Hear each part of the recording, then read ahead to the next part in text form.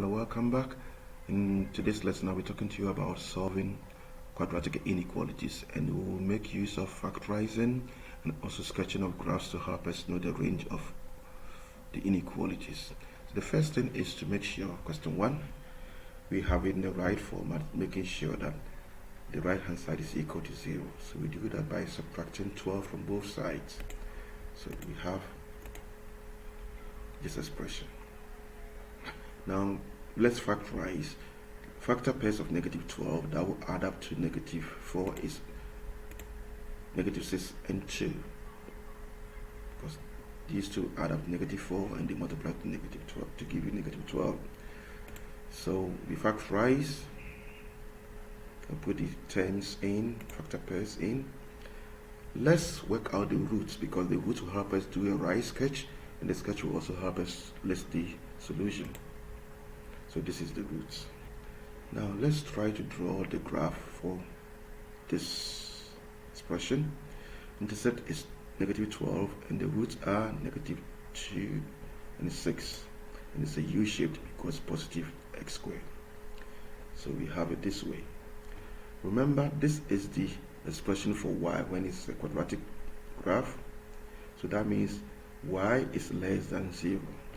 Now y is less than 0 is from here downwards, and the graph only happens between negative 2 and 6.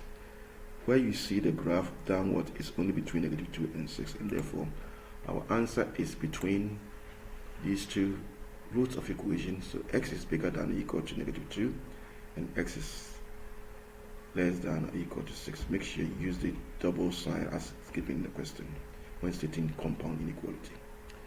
Second one, to help us solve it easily, we can sort of try to make the x squared positive by dividing through by negative 1. When you do that, this is what you will have. So the 5x now becomes what? Negative 5x, and 0 still becomes 0. Let's solve by factorizing. So factorize x, and you have x into bracket x minus 5 is less than 0. Let's find the roots. So x is equal to 0 and x is equal to 5. Now let's sketch it first. Remember, when sketch we go back to the original inequality. So we have a negative x squared, so it's an upside down U-shaped quadratic graph, and we know that the intercept is 0 and we have roots as 0 and 5.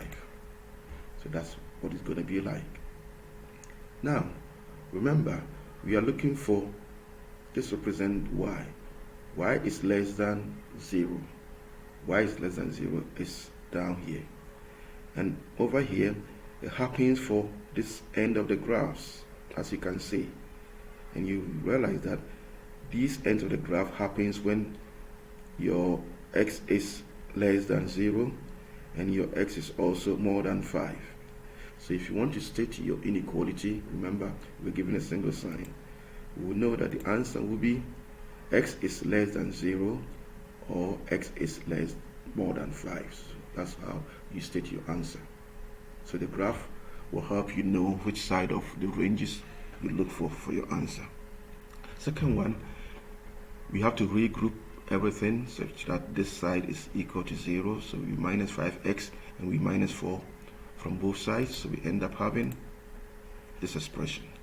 There are several ways of factorizing expressions like this, so use the method that is convenient to you. This is how I factorize it. I do 6x in both brackets and divide it by 6 and put the factor pairs, which is negative 8 and 3 factor pairs. Then from there I can factor out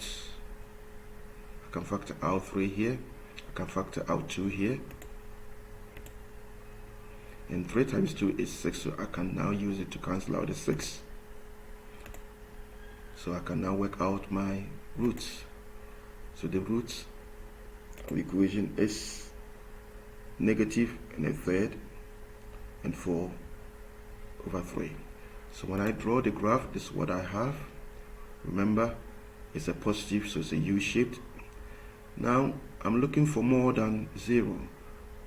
So that means y is more than 0. More than 0 is the top part of the graph. The top part of the graph happens when you see that this is less than negative 1/3 and it's also more than 4/3.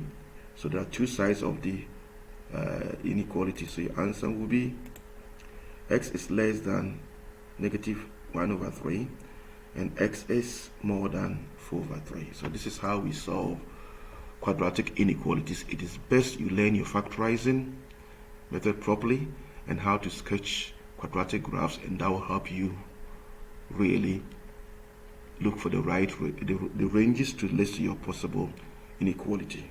Thank you very much for watching, and next I'll be talking to you about problem solving, inequality problem solving questions.